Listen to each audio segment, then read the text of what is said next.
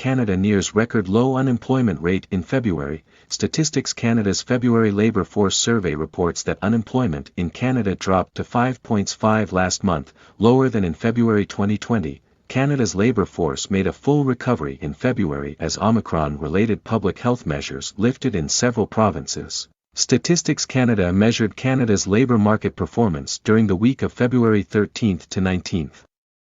After public health measures were tightened in December and January, many had been lifted by the February reference week. Several provinces were easing proof of vaccination requirements and increasing capacity limits in restaurants, retailers, theaters and gyms.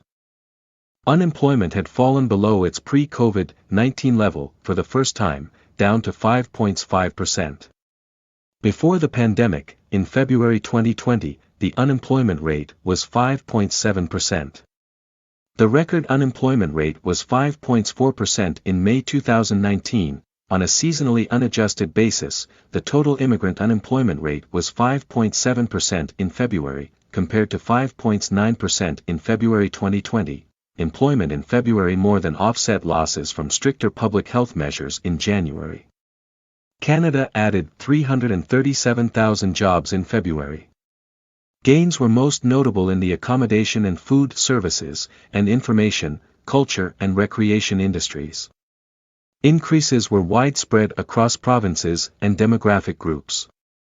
Employment rose in 8 provinces and held steady in Alberta and New Brunswick. Despite social disruptions, the labor market recovered more quickly than expected in February, wrote Jim Mitchell, president of LHH, in an email to CIC.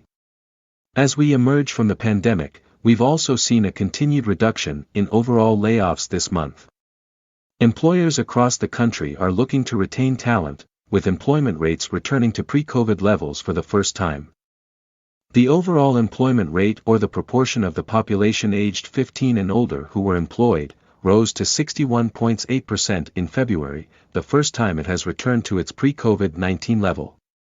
Although Canada's employment recovered to its pre-pandemic level in September 2021, the employment rate, which is a reflection of both the level of employment and the size of the population, has been slower to recover. Labor markets remain extremely tight with the number of available workers being outpaced by job openings, wrote Nathan Janzen, an economist at RBC.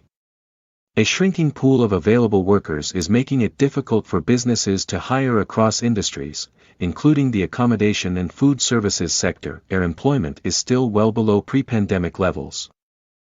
And wage growth has begun to strengthen, with average hourly earnings up 3.1% from a year ago in February versus 2.4% in January. Along with the year-over-year wage growth, the cost of living has risen in Canada.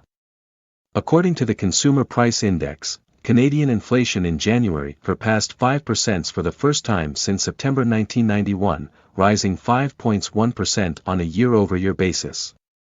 Statistics Canada says its labour force survey data over the coming months will shed light on whether average hourly wages increase along with inflation. In February, Canada released its 2022 to 2024 immigration levels plan, revealing the government is planning to increase the number of new permanent residents coming to Canada over the next 3 years.